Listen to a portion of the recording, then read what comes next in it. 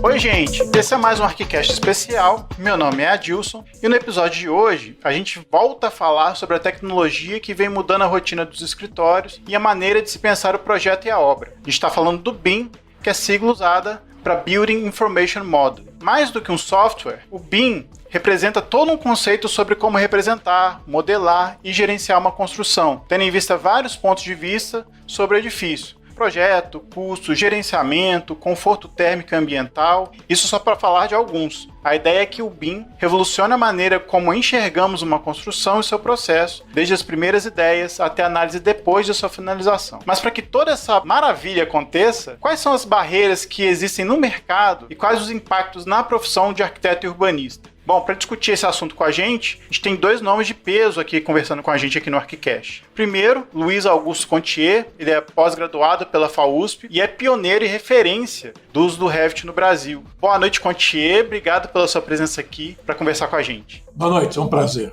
Bom, tá aqui também o Ricardo Bianca, ele é arquiteto pela FAUSP e especialista técnico da Autodesk para arquitetura, engenharia e construção. Boa noite, Ricardo, obrigado pela sua presença aqui para conversar com a gente sobre BIM. Boa noite, obrigado pelo convite, vai ser uma alegria. Para conversar com esses dois nomes de peso, Lili. E aí, Lili, tudo bom? Tudo ótimo, boa noite, Ricardo, boa noite, Contier. Vamos que vamos, muito a aprender e na expectativa aí sobre o futuro da arquitetura a partir dessas tecnologias. Vamos que vamos. Isso aí. E tá também com a gente o Rafa. Fala aí, Rafa, tudo bom? Boa noite, Ricardo Bianca, professor Luiz Contier. Também agradecer pela presença de você.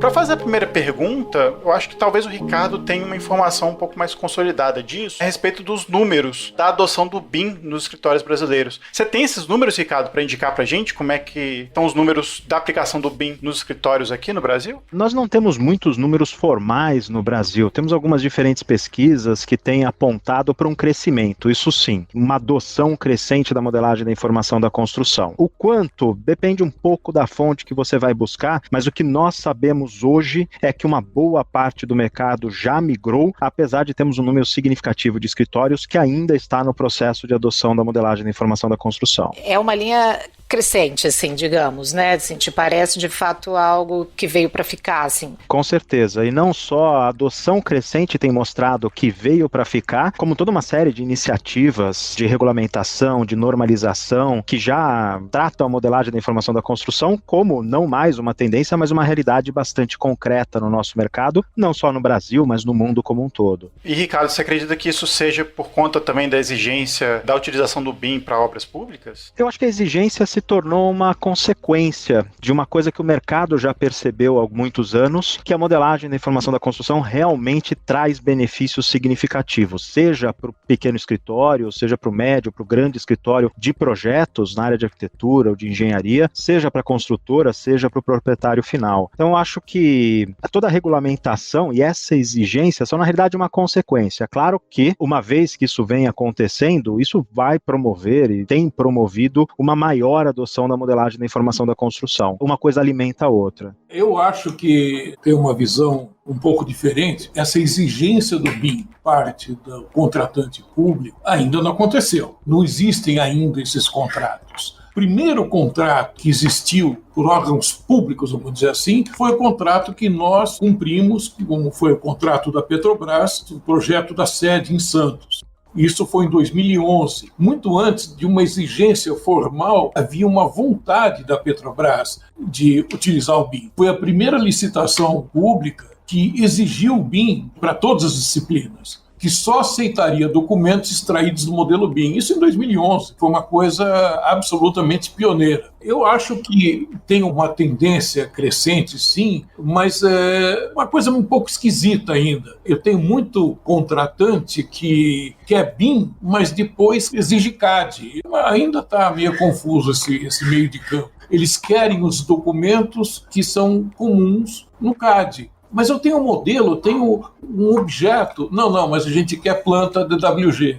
Bom, A gente quer plotado e dobrado no papel para arquivar, né? isso, pois é. É um pouco isso mesmo. Essa foi uma boa lembrança do professor Contier nesse processo todo. Eu lembro de ter escutado o professor Contier algumas vezes, em algumas palestras, falando sobre esse desafio aí do projeto da Petrobras. Eu acho que foram 28 disciplinas, né, professor? 28.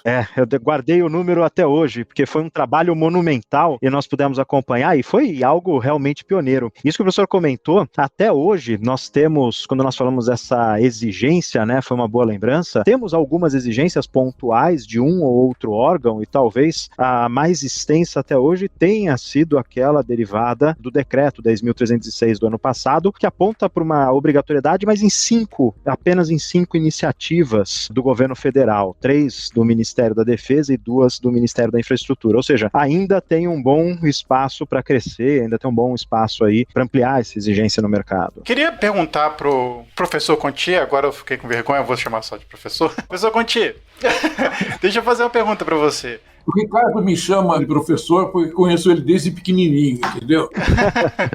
Não, mas agora eu me senti impelido de chamar o senhor de professor também. Pronto, virei velho, tô vendo, Lili? Não, Falei, Lili. Como o senhor é pioneiro no uso do BIM aqui no Brasil, eu imagino que o senhor deva conhecer outros escritórios que tentam fazer, né, utilizar a tecnologia BIM, tentar implementar o BIM no escritório. Como é que é esse processo hoje? Eu imagino que seja um pouco melhor na época que o senhor tentou implementar. Mas como é que o senhor vê esse processo hoje nos escritórios no Brasil? Sempre me perguntam quais são as dificuldades de implantar BIM. Eu não sei bem quais são as dificuldades. Eu não tive dificuldades. Não, mas o software não é caro? Bom, mas software é caro, todos eles são. Mas não tem que treinar as pessoas? Não tem que treinar, você tem que ensinar. Eu ensino BIM rapidinho para qualquer um. Agora, a arquitetura tem que vir pronta. Eu não vou ensinar arquitetura no escritório. Me estranha um pouco essa questão de imaginar as dificuldades. Quando a gente implantou, quando foi, Ricardo, 2002... Já vão fazer quase 20 anos isso. Pois é. Eu não tinha para quem perguntar. As primeiras licenças do Autodesk e do Revit foram vendidas para mim. E não tinha para quem perguntar. Agora, é uma decisão. Um dia cheguei no escritório, virei a chave, o pessoal amanheceu na segunda-feira, vamos projetar no CAD? Não tem mais CAD. Como não tem mais CAD? Não tem mais CAD. Eu desliguei o CAD, agora tem BIM. Eu fico imaginando assim, essa cena do senhor pegando um computador, assim, arrastando para a mesa e jogando ele no chão, né? Agora é BIM.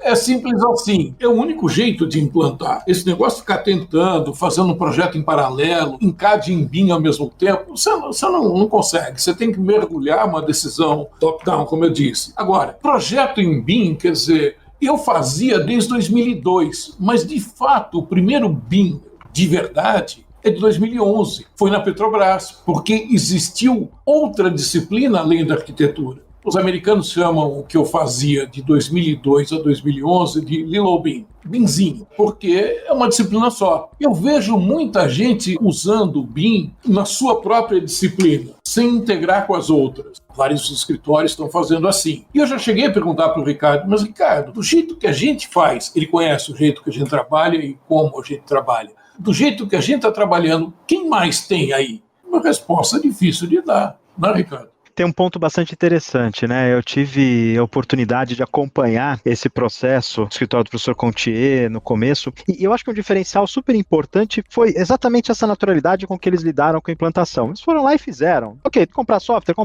Ok, agora precisa o quê? Capacitar as pessoas? Vamos capacitar. Precisa desenvolver padrão? Vamos desenvolver padrão. Vamos tornar isso daqui prático. E as coisas foram acontecendo. Recentemente, hoje, passados tantos anos, nós temos toda uma teoria da modelagem da informação da construção, existe normalização, existe muita coisa que aconteceu nesse tempo todo. Mas recentemente eu li um texto do professor Leozin, onde ele falava um pouquinho sobre essa ideia de que o BIM está matando o BIM. Ou seja, de certa maneira, a teoria se desenvolveu a tal ponto e a complexidade se colocou de tal forma que as pessoas andam um pouco assustadas demais para começar a trabalhar com BIM, para começar a fazer as coisas. Então, poxa, eu preciso de um mandate, eu preciso de um plano de execução, eu preciso estudar os LODs, preciso disso tudo. E no final de contas isso acaba travando muito o escritório. Eu acho que um dos grandes pontos desse início de processo processo e voltando esses anos todos para o processo de adoção de BIM dos primeiros escritórios, e aí o professor Contier como um exemplo dessa vanguarda, a grande vantagem foi, ok, vamos fazer. E colheram os benefícios, e tem colhido esses benefícios ao longo desses anos todos. Isso foi super importante e isso movimentou o mercado. A partir daí as coisas começaram a crescer. Isso é curioso, assim, porque às vezes você também não consegue trabalhar com o BIM em outras disciplinas ou associada a outras disciplinas, que é um dos potenciais aí da ferramenta e de todo esse sistema de trabalho. Por quê, né? Assim, será que é porque também não há a adoção da ferramenta nessas outras disciplinas que fazem parte do universo da construção, né? Há também esse certo pudor, né, em adotar em tese uma ferramenta nova, né? Assim, não sei, para o Contier, professor Contier, sobre os perfis de escritórios, assim, também, se há, até para o Ricardo também, se há perfis de escritórios de arquitetura mais preparados para o uso da ferramenta ou qualquer escritório, né, assim, qualquer projeto se beneficia da ferramenta, né, assim. Aí é um pouco tanto do processo de produção mesmo, das informações, quanto também da escala do projeto, né, assim, a escala o número de pessoas envolvidas, né. Há perfis negócio, mais adequados para a ferramenta, para o negócio, né. O projeto da Petrobras, que foi pioneiro, que exigiu as 28 disciplinas, era um projeto de 90 mil metros quadrados e teve um prazo de 2 anos de conclusão. A gente fez, além desse projeto, fizemos muita indústria, não sei o quê, mas projetos que marcaram, assim, que criam alguns marcos. O da Petrobras, que foi a primeira contratação que exigiu multidisciplinar. É a primeira contratação multidisciplinar com exigência de BIM no Brasil. Era uma exigência do contratante. A segunda, também é um projeto nosso aqui em São Paulo, o B32, é um empreendimento do Rafael Birman, também com todas as disciplinas em BIM. Tanto a Petrobras quanto o Rafael tinham muito claro o que eles pretendiam com o BIM. Não era apenas a extração dos documentos, que tem alta assertividade, mas também a questão de compatibilização entre as disciplinas, resolver os problemas antes de despejar concreto, quer dizer, o projeto não pode ser uma intenção, ele tem que ser uma solução. E a solução que você consegue construindo digitalmente, você testa as várias hipóteses, testa as várias alternativas e aparece uma solução que é a que melhor atende. O último projeto que a gente acabou de entregar agora também é um projeto de enorme porte, são 230 e tantos mil metros quadrados, são 4 torres. Aí eu estou com 47 disciplinas envolvidas. É muito complexo. É claro que essas obras mais complexas, esses projetos mais complexos, a vantagem do BIM fica mais clara, fica mais transparente a vantagem. Difícil você ver uma coisa assim, falando didaticamente, quer dizer, uma coisa que salta aos olhos, num projeto de uma residência, por exemplo. Não que as vantagens não existam, mas na escala das complexidades, esses projetos de grande porte e alta complexidade, com um monte de disciplinas envolvidas, é onde você vê a musculatura, a força da solução BIM. O BIM não é uma ferramenta de projeto, é um sistema de pensar o projeto. É um processo, na verdade. Ferramenta BIM, Revit ou qualquer outra, é um pedaço da história. A questão toda é o envolvimento entre todas as disciplinas, criando soluções, deixando de ser intenções. Eu quero aproveitar esse gancho do professor Contier, quando ele falou, né, os benefícios do BIM, nós enxergamos de uma maneira muito mais clara nesses grandes projetos com altíssima complexidade. E eu arrisco dizer até que com a complexidade dos atuais projetos, é muito difícil imaginar alguns deles sendo feitos da maneira tradicional. Exigiriam um esforço colossal, coisas que hoje nós simplificamos enormemente com a modelagem da informação da construção. Então, de certa maneira, muitos dos projetos atuais, eles não só se beneficiam enormemente, como eles são praticamente viabilizados por esse tipo de abordagem. Inclusive, determinadas linguagens da arquitetura hoje, determinadas espacialidades, elas são consequência da digitalização dos processos de desenvolvimento de projetos. E aqui podemos citar desde as experiências do final do século passado, do Frank Gehry, passar pelo que a Zaha Hadid faz. Então, certas espacialidades e arquiteturas, elas foram viabilizadas por essas tecnologias todas. Agora, quando nós olhamos para os pequenos escritórios, e eu mesmo, antes de entrar no Autodesk, eu tive um pequeno escritório também e adotei esse tipo de ferramenta. Os benefícios também acontecem e são bastante significativos. Então, cada porte de escritório, eu diria que BIM, sim, é algo para qualquer porte de escritório, qualquer característica de escritório. Claro que a sua adoção nesses diferentes escritórios, nessas diferentes realidades, ela sempre acaba variando um pouquinho, depende do que você quer quer fazer com a ferramenta, que usos você vai adotar, mas todos têm algum tipo de benefício para extrair desse tipo de processo. E na medida em que as obras vão se tornando mais complexas, os benefícios eles aumentam, as economias, o potencial da modelagem acaba se tornando cada vez maior, até um ponto também que, dependendo dessa arquitetura, é impossível pensar determinadas arquiteturas ou espacialidades hoje sem o amparo desse tipo de ferramenta ou desse tipo de processo. É engraçado porque eu fico às vezes pensando que você está falando aí, né, quanto maior a complexidade, mais óbvio o uso do BIM, é como se a gente pensasse em escala, né, em escalar o negócio, assim. Então, se você tem uma obra muito grande, faz muito sentido você utilizar o BIM porque o ganho, né, é exponencial, imagino eu, né. Eu acho que existe essa questão, sim, do ganho exponencial, porque quando nós falamos em economia, existem alguns números mágicos quando falamos de modelagem de informação da construção. Um deles é a economia potencial no valor total do contrato. Fala-se muito, por conta de uma série de pesquisas, em economias em torno de 15% no valor total do contrato. Ou seja, imagina uma obra de 100 milhões, temos uma economia de 15 milhões. Então, é claro que quanto mais complexa, quanto mais cara, potencialmente difícil de ser abordada, a modelagem da informação da construção, ela tende a trazer maiores benefícios, inclusive financeiros. Mas aqui eu reforço essa questão. Hoje, quando a gente fala de complexidade, particularmente eu não estou falando não somente de escala. Alguns programas são mais complexos do que outros. A gente está falando de programas hospitalares, por exemplo, tremendamente complexos, na área industrial também. Então, alguns programas são mais complexos e determinadas soluções espaciais e formais, elas são mais complexos. E algumas delas, não adianta, jamais alcançaríamos no processo tradicional de representação bidimensional não suportada por tecnologia digital. Ricardo,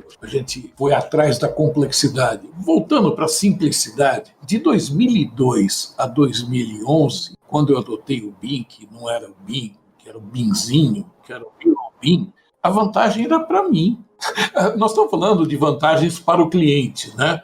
Naquela época, a vantagem era minha. Porque eu tinha documentos mais assertivos, os documentos não tinham variação de uma folha para outra, porque eram fotografias da mesma construção digital. Então, antes de ser vantagem para os meus clientes, esse processo foi uma enorme vantagem para mim, para o nosso escritório. E eu acho que os pequenos escritórios estão em busca disso, de eficiência, assertividade, menos erros, menos retrabalho. Os nossos clientes mal pagam trabalho. Retrabalho, prejuízo total. A gente não pode ter retrabalho. E o BIM nos facilita isso. Acho que a resposta, de um lado ou de outro, de quem é a vantagem, antes de mais nada, a vantagem é do projetista. Em escala, com grandes obras, grandes projetos, altas complexidades, vira para o cliente também a vantagem. Hoje nós tivemos uma reunião na obra, essa obra de 230 mil metros quadrados, o gestor do contrato estava me dizendo, puxa, você sabe que teve pouquíssimo problema de projeto? Aliás, não teve nenhum problema de projeto na obra. Que evidente, tinha tudo sido trabalhado antes. Antes de virar um problema, a gente já tinha detectado e encontrado soluções. Nos falta essas métricas. Qual é a economia? Quanto por cento? Adoraria saber. Olha, eu cobro só 10% da economia que você gerar. Eu quero. As métricas não são tão fáceis. A percepção está começando a ficar clara. Os clientes que me procuram porque viram essa vantagem. Então, eu não tenho mais clientes que querem o modelo de arquitetura. Eles querem a solução do projeto, envolvendo todas as disciplinas. É um nicho de mercado que nos tem procurado. Complexo ou simples, o BIM veio para ficar.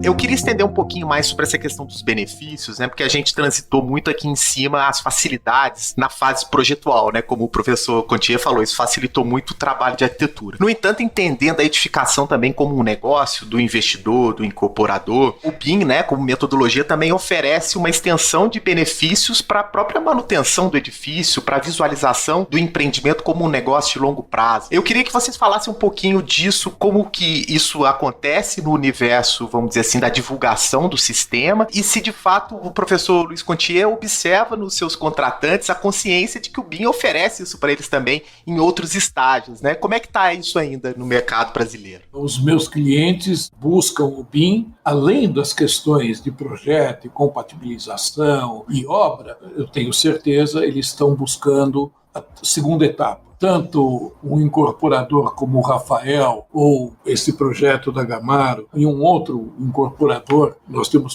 feito projetos build-to-suit para eles querem fazer a gestão de ativos. E a gestão de ativos através do BIM. O cara tem um monte de propriedades em lugares diferentes. Esse empreendedor que eu estou falando, que faz galpões industriais, centros de distribuição, logística, eles têm galpões no Brasil afora. Eles precisam saber quando vence o IPTU de cada um, se está em dia, quantos metros quadrados está alocado, quanto está vacante. E ele tem, a partir do modelo, a possibilidade de fazer essa gestão dos ativos de um jeito que antes não era possível. Eu tenho visto cada vez mais isso, quer dizer, nos meus clientes, buscando esse pós-obra, quer dizer, buscando as vantagens do BIM depois que a obra está construída, além da construção, além do projeto, o day after. Aí é que eu acho que mora uma vantagem que começa a ser explorada no Brasil. Essa vantagem, ela tem se tornado evidente agora no Brasil, isso acho que começa a se tornar cada vez mais evidente, mas se olharmos para as experiências no resto do mundo, isso motivou muito do desenvolvimento da modelagem da informação da construção. Então, pegamos o exemplo dos Estados Unidos. O momento em que houve um boom da adoção da modelagem da informação da construção, esse boom foi muito motivado pelos proprietários, por grandes órgãos administradores de grandes universidades, complexos hospitalares, que perceberam que essas informações todas trariam uma eficiência enorme na gestão dos ativos. Então, toda essa parte de operação e manutenção, a percepção de que o BIM poderia ajudar na manutenção, na operação e manutenção de edificações e infraestrutura, motivou muito do seu crescimento lá fora. E cá entre nós, não haveria, de uma maneira geral, o interesse que hoje você tem, a regulamentação que se tem, até a obrigatoriedade que se coloca em diversos países, se isso não estivesse bastante claro, porque muitos dos demandantes hoje não são construtores, por mais que o dinheiro da construção seja deles também, o fato é que a maior parte do investimento numa edificação se dá na etapa de operação e manutenção. Você gasta um tanto para projeto, um tanto maior aí para construção, mas é a operação e manutenção que efetivamente é a etapa do ciclo de vida do empreendimento que consome mais recursos. Então, melhores projetos com essa previsibilidade e a possibilidade de consolidar estes dados todos ao longo de todo o ciclo de vida da edificação trazem benefícios enormes para a operação e manutenção. E o mercado já percebeu isso, o poder público já percebeu isso, e é por isso que tem exigido, em muitos casos, modelos de informação. Permitindo o monitoramento, né, e a atualização contínua dessas informações que estão no modelo, né. Eu acho que essa questão de você ter um update contínuo também dá mais credibilidade a essa visualização da gestão, né. Não fica só mesmo em medições quantitativas, né. Sim, isso leva a um conceito que hoje nós temos, esse conceito do digital twin, do gêmeo digital. Como que você faria ou estabelece esse gêmeo digital se não é um modelo de informação? Então, a base do conceito mesmo de gêmeos digitais é esse do modelo de informação, ao qual você conecta dados de monitoramento, você tem sensores e você entende o funcionamento do edifício, não só para geri-lo de uma melhor maneira, mas também para retroalimentar o próprio processo de projeto e aí, daí para frente, projetar melhor. Essa é uma questão interessantíssima, mas eu acho que passa um pouco batido assim. Gêmeos digitais? Eu acho que a gente precisa rebobinar um pouquinho, cara. Imagine assim, uma fábrica construída digitalmente e uma gêmea dela construída fisicamente. Nessa fábrica digital, eles começam a fazer uma extrusão de massa de pastel com uma pressão enorme e, de repente, estoura o bico lá do ejetor de pastel, de massa. Imediatamente, na hora que o digital percebeu essa simulação, comanda para a fábrica física, assim, diminui a pressão no bico ejetor de massa de pastel. E o sensor na fábrica física manda informações para a fábrica digital. Dá para perceber o mundo que vai ter atrás disso? Na Alemanha existe. A Siemens tem expertise enorme, equipamentos para isso também. Johnson Controls tem também, nós temos vários fornecedores importantes nessa área. Que é super bacana. E eu acho que essa visão de futuro é que lá para trás, no século passado, quase no século passado, me levou a mudar de plataforma de projeto. Tinha que ser melhor do que fazer desenho. Não era possível continuar fazendo projeto desenhando só. A gente ia ter que fazer alguma coisa a mais. O próximo passo que vem aí, eu acho que não existirão mais construtoras. acho que existirão fábricas e fornecedores de insumos para essas fábricas de edifícios. Nesse mundo, quer dizer, não tem mais a indústria automobilística, ela não é mais uma fábrica, ela é uma montadora. As fábricas são montadoras. Os nossos construtores também serão montadores. Os prédios virão todos semi-prontos, com componentes pré-montados. Nesse mundo, o digital, o modelo digital, é o primeiro passo. Nós estamos nos preparando para uma revolução de verdade, porque vamos combinar que os nossos processos construtivos, nós usamos tecnologia egípcia. A gente continua empilhando bloco sobre bloco, como se fazia no Egito, no tempo do Tutancâmon. Quer dizer, tem que melhorar, né? Eu acho que o BIM pode dar o insumo para essa mudança, essa transformação da nossa indústria da construção civil. Aproveitar para uma anedota interessante, o professor Conti, ele colocou essa história, né? A gente continua empilhando coisa. Certa vez nós tivemos a visita do professor Phil Bernstein, que foi estrategista na Autodesk também, um dos responsáveis pela divulgação mesmo do conceito da modelagem da informação da construção. Sentado no nosso escritório da Autodesk lá na Berrini, ele via sendo erguida do lado uma das torres do complexo onde nós estamos, cujo desenho, tremendamente sofisticado, um belíssimo projeto, mas que seguia sendo desenvolvido num sistema tradicional. Então havia assentamento de alvenaria lá, passando lá do 20º andar, assentamento de alvenaria. Ele olhando na sala e de repente ele não se conteve e perguntou, poxa, mas vocês ainda fazem assim? Meio que assustado um pouco, porque realmente a gente continua, e não importa, por trás, às vezes daquele sistema unitizado, por trás daquela fachada sofisticada, tem bloco sendo assentado ainda, o que no 20º andar, coisas que às vezes não fazem muito sentido, mas que continuam acontecendo.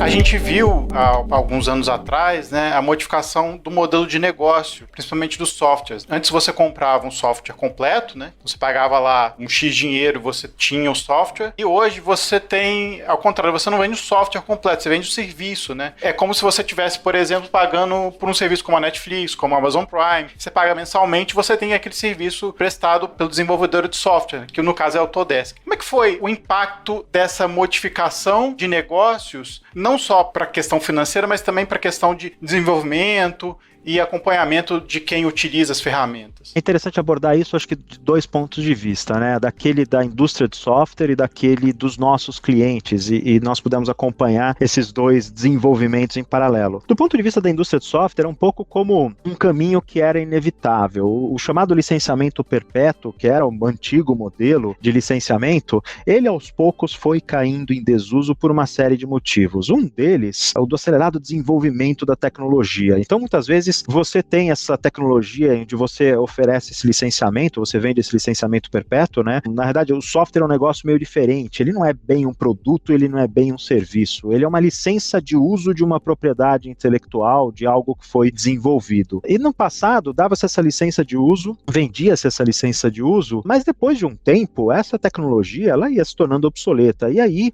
mais uma vez, o cliente ele precisava adquirir essa tecnologia novamente, ou depois, quando vieram com aquela história do upgrade, né, ele por uma taxa adicional adquiria o direito de upgrade, que era de atualização dessa tecnologia. Então, na medida em que o mercado de tecnologia foi se tornando um mercado cada vez mais ágil, cada vez mais competitivo também, o antigo modelo, ele passa a não ser adequado, ele não funciona direito para o cliente e para a empresa de software, que cada vez mais tem que desenvolver essa tecnologia com agilidade. Então, o que aconteceu com a Autodesk acabou acontecendo com todas as outras empresas. Então, você vê a Microsoft caminhando nesse sentido, você vê a Adobe caminhando nesse sentido, todos os grandes players da área de tecnologia caminharam nesse sentido, que também reflete uma mudança cultural. Você citou Netflix aí, por exemplo, isso é uma mudança cultural também. Hoje a gente fala menos da questão da propriedade e mais desse acesso, né, desse direito de uso. Então, para a indústria da tecnologia foi um caminho natural e que reflete a velocidade com que as coisas acontecem. Para os clientes, boa parte desses clientes também entendeu que era assim. assim? Porque tinha essa experiência no seu dia a dia também, né? Então, poxa, eu assino o Spotify e eu quero assinar por quanto tempo achar que tem benefício, e se não tiver mais, eu paro de assinar. Então, os clientes, eles começaram a trazer essa experiência pessoal, individual, e pensar também, poxa, por que o meu software de projeto não é a mesma coisa? Por que eu também não posso assinar e parar de assinar se eu não tiver mais demanda ou qualquer coisa assim? Então, do ponto de vista de mercado, é claro,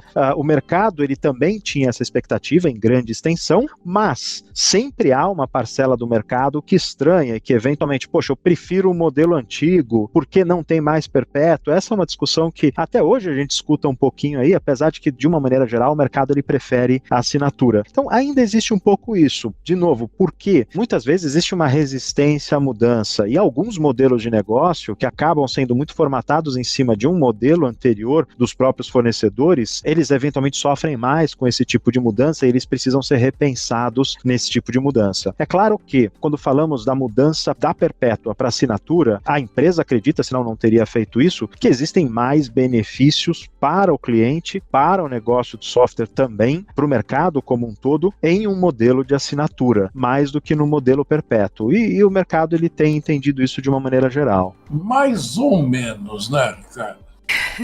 Vamos lá, professor, mano. Bem mais ou menos. Eu sou um dos que não achei nenhuma graça nessa mudança. Eu sempre tive subscription. Eu comprei licenças perpétuas e todo ano eu paguei um adicional, 10% do valor de uma licença full, para ter direito à atualização no ano seguinte. Isso estava introjetado no escritório, era assim que se fazia. Acontece que vieram as suítes e impuseram um monte de software nas suítes. E é claro que isso custa mais caro. Então, não só esse modelo foi ficando mais caro, e isso é um problema, porque a gente tem que cobrar isso dos clientes, é o cliente que tem que pagar essa conta, no fim das contas, a um ponto que hoje não só é muito mais caro, não é mais 10% do preço de uma licença full, é bastante salgado, aliás, nem tem mais licença full para comparar, como a gente paga em dólar. Pois é, nem fala em dólar, porque dólar... Eu tenho 12 licenças. A renovação dessas 12 licenças estão me falando em R$250 mil por um ano. Não dá. Eu não consigo enfiar no custo de projeto esses valores. Não é possível. O dólar está alto. Bom, o dólar está alto, mas a Autodesk também abriu uma goela imensa. Claro que vender serviço em vez de vender produto é um bom negócio para a Autodesk, para a Microsoft, para a Adobe. Para a gente, nem sempre essa é uma boa solução. E eu estou vendo agora, diante desse descalabro do dólar, quase 6, Autodesk ameaçando aumentos, dia 23 vai ter outro aumento. Nós vamos perder, sabe para quem? Nós vamos perder para o CAD.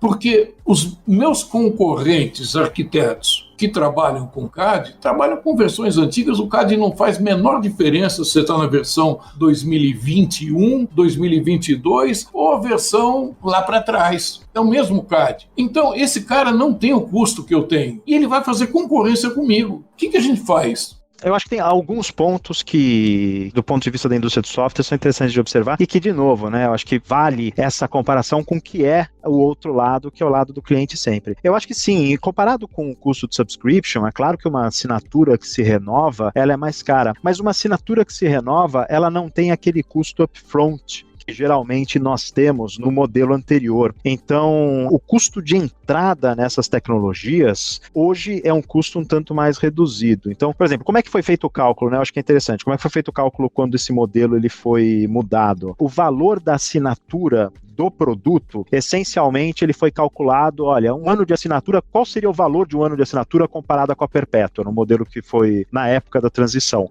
Um ano de assinatura, fez-se uma pesquisa em relação aos usuários, de quanto em quanto tempo esses usuários, eles faziam upgrade de tecnologia, aqueles que não tinham uma subscrição, né, aquele modelo anterior. Bem, esse usuário, ele acaba ficando com a tecnologia, em média, 3 anos. Ok, então se você vai transformar isso num produto anualizado, né, numa subscrição, numa uma assinatura anualizada, faz sentido que ela seja 1/3 do valor do custo da licença perpétua. Foi mais ou menos esse o cálculo que foi utilizado. E um outro ponto importante, ou seja, isso diminui um custo upfront, é claro que ele gera um recorrente, mas esse recorrente muitas vezes, de certa maneira, ele foi calculado para ser equivalente àquele custo que era o custo que o escritório, de repente, a cada 3 anos tinha que pagar numa renovação total de licenças. Então, naquele momento, a transição ela foi feita dessa maneira. E havia uma expectativa também, como até hoje existe, que a partir do momento em que você tem a possibilidade de flexibilidade no acesso das licenças, ou seja, hoje eu tenho um projeto, dura esse ano, em que eu preciso envolver uma equipe de 20 pessoas, então eu preciso de 20 acessos. Depois, eu posso ter mais projetos, mais pessoas, ou posso diminuir e tenho menos pessoas. Então, a possibilidade de se assinar mais ou de se reduzir o parque de assinaturas, que era algo que na perpétua, no final de contas, era aquele custo upfront que você tinha e que você acaba perdendo como investimento, também trouxe uma possibilidade de facilidade de acesso dos escritórios de uma maneira geral. É claro que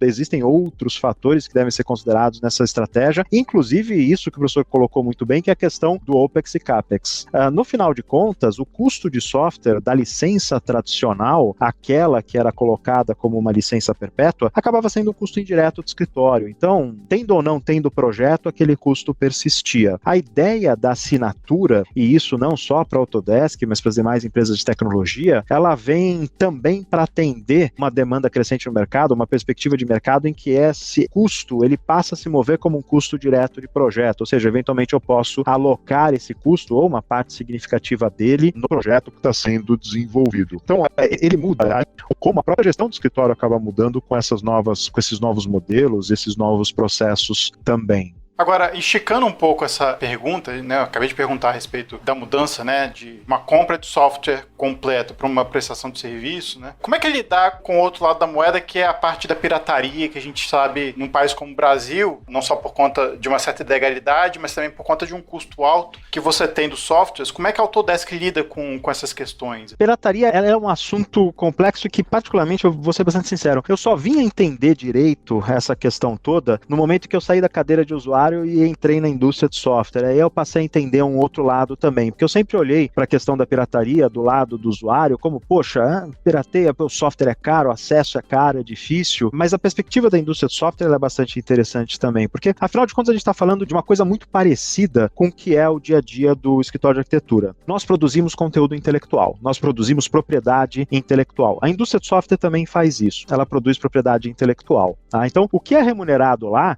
não é o custo de uma mídia. Hoje nem mídia mais você nem mais o pendrive ou CD você tem para instalação. O custo do software nunca foi isso. O custo do software ele sempre foi o desenvolvimento, a propriedade intelectual e todas as despesas que estão envolvidas no marketing, na distribuição, nas vendas e assim por diante. Então, essa indústria ela é movida, e a base dessa indústria são esses fatores. Quando a gente fala de pirateamento de software, né, a gente está falando de algo que, para nós, na área de arquitetura, muitas vezes a gente acha que é uma coisa diferente, mas é a mesma coisa.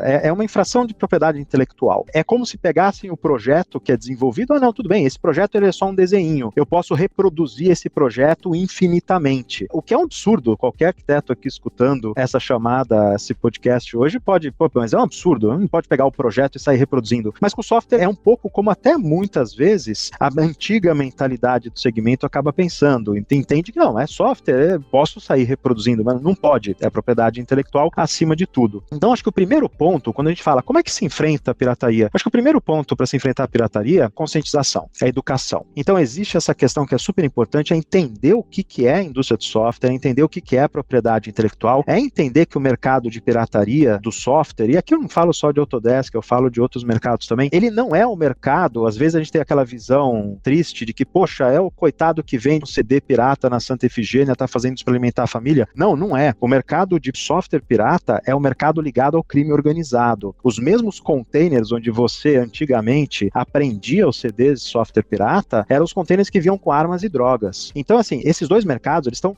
muito relacionados. Então a gente tem que tirar um pouquinho, às vezes, de uma visão inocente do mercado de pirataria. E a educação serve para isso. Eu acho que, acima de tudo, como se lida com essa questão? Com educação. Um outro motivo, e aqui eu quero destacar um ponto super importante. Às vezes a gente acha que quem pirateia software, não, faz de má vontade, má fé. Não. A maior parte dos problemas de licenciamento que nós vemos no mercado não são por intenção de furto de propriedade intelectual, por má fé. Não é. É por descontrole mesmo. É asset management falho. É você ter a licença e não sabe onde ela está instalada, não sabe como acontece. Então, esse é um outro ponto também. E aí volta-se a questão da educação. É preciso ter uma cultura de software asset management também, para que você possa gerir adequadamente isso que é um asset da empresa, que é um investimento da empresa, que é um patrimônio da empresa. Então, acima de tudo, educação. Por outro lado, é claro que a Autodesk, assim como todas as outras empresas de software, elas têm programas de compliance, ou seja, programas em que, para o usuário, você entra em contato, solicita uma auditoria, e essa auditoria, na realidade, ela faz parte do contrato de licenciamento, no momento em que qualquer licença, isso pode se ver, não só a Autodesk, os nossos concorrentes, Microsoft, Adobe também, outras. No momento que você aceita o contrato de licença, você aceita o termo de que a indústria de software ela tem o direito de realizar periodicamente esse tipo de auditoria também. Então isso é parte da indústria, da forma como a indústria de software atua. Isso muitas vezes acontece por órgãos que defendem os interesses da indústria de software, como é o caso da BSA ou da ABS no Brasil, né, Associação Brasileira das Empresas de Software, que são instituições, empresas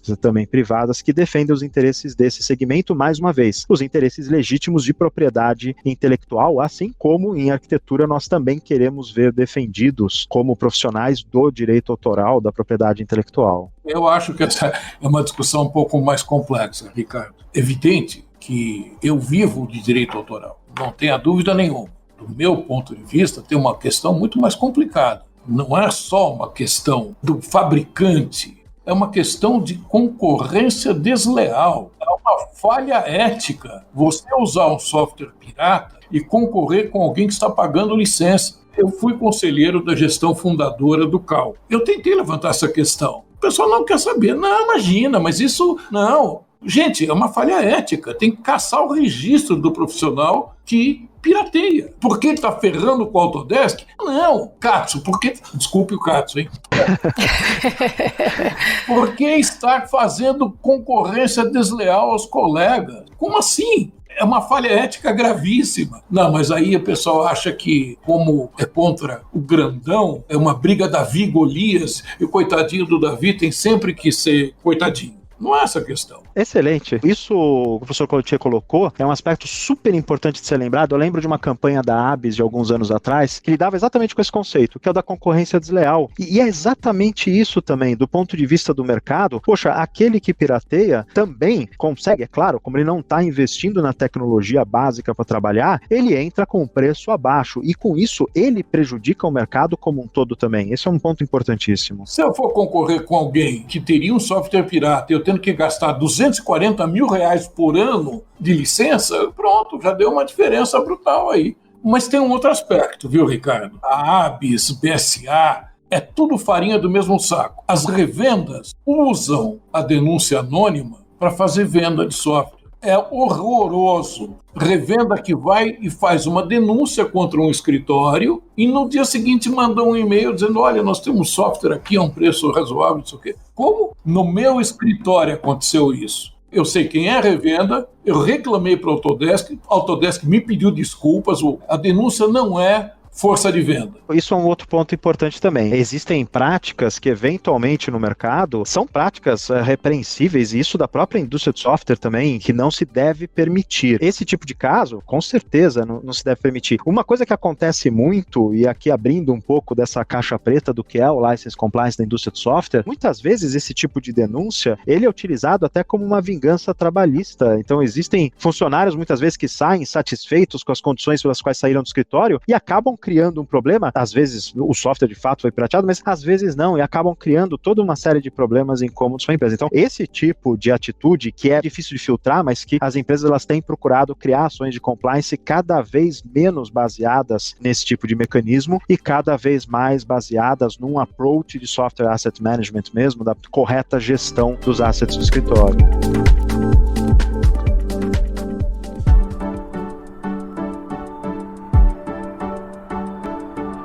Entrando um pouquinho na questão também da capacitação e de oportunidade de trabalho a partir do sistema BIM, né, e da sua implementação, eu queria perguntar um pouquinho para vocês assim, sobre as oportunidades de trabalho mesmo, assim, desses perfis técnicos, né, mais especializados no uso da metodologia e desse sistema, né? Porque na medida que a tecnologia vai mudando também, vai evoluindo, você precisa dominar, né? E aparentemente isso parece que é um nicho de mercado, assim, os escritórios têm procurado profissionais, né, especialistas em BIM, em diferentes etapas, né, e conhecimentos de processo. Como é que é isso na prática do escritório, o Luiz? Há profissionais específicos, há demanda, né? E como é que o Autodesk vê isso no mercado, assim, essa capacitação de profissionais para ajudar nessa implementação e na efetivação do sistema mesmo? Quando a gente implantou, não tinha quem ensinasse para a gente. A gente debruçou e aprendeu a usar a ferramenta e fomos descobrindo coisas muito mais lentamente do que se pode fazer hoje. Porque hoje você baixa no Google, faz uma pergunta no Google, vem 500 respostas. Não era assim. Nós implantamos no escritório uma decisão top-down. Eu falei que ia ter, na segunda-feira ia ter BIM, teve BIM. Em uma semana a gente conseguiu entender como funcionava. Em 2 meses a gente entregou um projeto feito com Revit. Durante 30 anos eu fui professor e dirigi durante 25 anos um curso de arquitetura. Nesse momento que eu implantei no escritório, nós estávamos fazendo uma reforma curricular no curso de arquitetura. E eu pensei, bom, nós temos que preparar o nosso arquiteto, o nosso aluno, para o mercado de hoje, mas tem que preparar também o mercado de amanhã. E a gente introduziu 4 disciplinas de informática aplicada à arquitetura e urbanismo, sendo que uma delas era o Revit. Isso em 2000 e quanto, Ricardo? 2004, 2005? Foi por aí também. Eu, particularmente, peguei uma série de profissionais, inclusive estagiários meus, que foram formados pelo professor Contier nessa onda aí. A gente estava preocupado com isso, de preparar o nosso aluno para o mercado que viria. E, de fato, a gente criou uma bela oportunidade, um índice de empregabilidade muito alto para os nossos alunos. Agora, no escritório, como a gente teve que desenvolver a disciplina lá, e a gente tinha 36 semanas para desenvolver a disciplina, 2 horas, né? Aliás, 36 horas de aula, 2 horas por semana. O que a gente fez? A gente preparou um modelo e aqui no escritório, como não tinha aula só na quinta-feira, era de segunda a sexta, a gente descobriu que em uma semana dava para preparar esse menino para começar a usar o Revit, junto com alguém mais experiente que ele ia sozinho, ia saindo. Não dá para mistificar muito que precisa treinar e preparar. Nossa coordenadora hoje, a Amanda, ela entrou no meio do projeto da Petrobras e ela entrou para fazer um trabalho muito específico de coordenação de disciplinas em CAD, uma verificação de algumas disciplinas que estavam em CAD. Um dia, eu vejo e falo assim, ué, mas você está trabalhando em Revit? É, mas quem te ensinou? Eu fui vendo o pessoal fazer, aprendi sozinha. Essa que é a realidade. É uma ferramenta muito fácil de usar. Agora, eu ensino, mas a arquitetura tem que vir pronto. Não existe isso do software do menino talentoso que é um virtuoso do uso do software e que... Não. Isso tudo se resolve. Agora, tem que conhecer projeto e tem que conhecer obra. Essa que é a questão mais importante. E aí não tem treinamento que supra uma boa formação. Tem que ter uma excelente formação junto. Senão não sabe o que está fazendo. Cansado de ver gente que vem aqui, que começa... Gente, não dá. Você não sabe o que é isso. Não, porque o modelo aqui... Não é modelo. Isso representa uma realidade física da obra. Não é só o modelo. Você está construindo digitalmente com a mesma lógica da construção de verdade. Você tem que entender o que é aquilo. Aí tem um divisor de águas. Precisa conhecer a arquitetura. Isso é super importante. Quando nós falamos dessa formação, é fato que a modelagem da informação da construção e as tecnologias que a suportam, elas exigem uma série de novas capacidades, mas a parte mais fácil disso tudo, de fato, é a operação do software, porque o software, ele funciona de uma maneira muito mais próxima da cabeça do arquiteto do que um CAD. Um CAD é aquela coisa abstrata de linha, offset para lá, é trim para cá, é fillet para lá. Essas coisas fazem parte do desenho, tudo. Mas quando eu falo em paredes, quando quando eu falo em portas, quando eu falo nos componentes da construção, isso está muito mais perto daquilo que nós efetivamente pensamos, da maneira como nós pensamos. E isso traz, por um lado, essa facilidade toda, mas por outro lado, para você operar bem uma tecnologia dessas, como o professor Contia colocou, você precisa conhecer de obra, você precisa conhecer de arquitetura, você precisa saber como se constrói, porque afinal de contas, você não está mais fazendo uma linha e dando um offset 20 centímetros para lá e dizendo que aquele negócio é uma parede. Você está construindo uma parede, e você tem que saber como constrói uma parede, porque senão você vai botar essa parede no lugar errado, você vai começar a executar essa parede em cima de um piso acabado, que está errado, você tem que saber onde você está executando essa parede efetivamente. E aí chegam os principais desafios. Então, para operar bem esse tipo de tecnologia e trabalhar bem com esse tipo de processo, você precisa sim ter uma boa formação, uma formação sólida. É claro que existe todo um corpo de conhecimentos que são próprios da modelagem da informação da construção, e isso cada vez mais tem ganho espaço nas universidades. Isso começou um tempo atrás na pós-graduação, principalmente, onde é mais fácil, onde é mais flexível o currículo, de certa maneira, e tem se tornado cada vez mais presente na graduação. Aí um desafio maior de se colocar, e aqui eu reforço, a experiência que o professor Contier teve em trazer isso lá atrás, na graduação, foi super importante. Uma das primeiras experiências no mercado, na educação brasileira, de trazer isso para o aluno da graduação, e formou um conjunto de alunos que hoje estão em posições de destaque da modelagem da informação da construção, super importante. Esse mercado, ele se abriu para novas posições, ele hoje oferece novas posições, e os grandes escritórios, eles exigem o domínio desse tipo de tecnologia para começar. Para você começar a projetar, você precisa saber disso.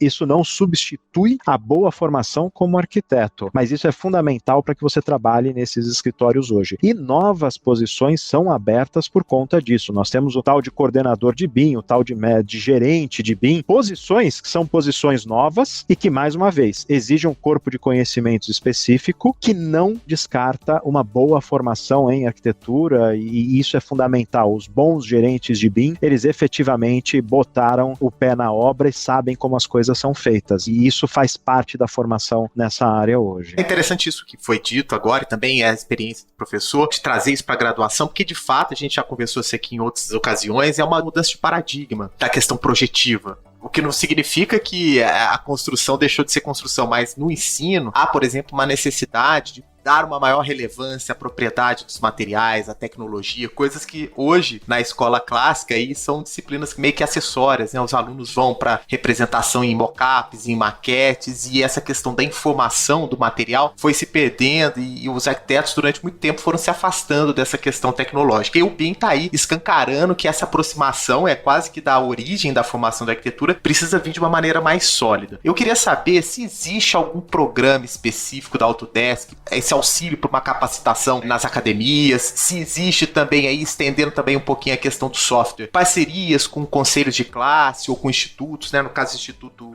dos Arquitetos do Brasil, para tentar, de certa forma, dar mais acesso a essa nova metodologia de trabalho, ganhar escala, né, para que de fato essas lacunas éticas aconteçam com menos frequência, né? A Autodesk tem um programa para isso? Pensa em algo nesse sentido ou não? O negócio está focado mesmo no software? Não, tem um programa para isso sim, inclusive desde o começo dessa história de BIM, né, e até eu voltaria um pouquinho para o começo da história da Autodesk. A Autodesk, ela sempre esteve muito à frente da disseminação de determinados conceitos. Ela nasceu numa ideia de democratização do acesso ao CAD, que até então era algo inacessível para os escritórios até o início da década de 80. Então, ela sempre teve uma visão de democratização. E, claro, democratização passa por democratização de conhecimento. E quando a gente fala da modelagem da informação da construção, a Autodesk, ela tem um programa, sim, tem toda uma área educacional que promove a divulgação desses conceitos, mas mais do que isso, programas educacionais, acesso a essas tecnologias. Então, nós temos um programa que dá acesso gratuito a alunos, professores e instituições de ensino. Então, quaisquer alunos, professores, instituições de ensino devidamente registradas, é claro, no MEC, podem ter acesso a esses softwares gratuitos, e com isso, todo um conjunto de conhecimento, de apostilas, de material didático que a Autodesk compartilha família também. Então existe esse programa educacional, é o maior programa educacional do gênero no mundo.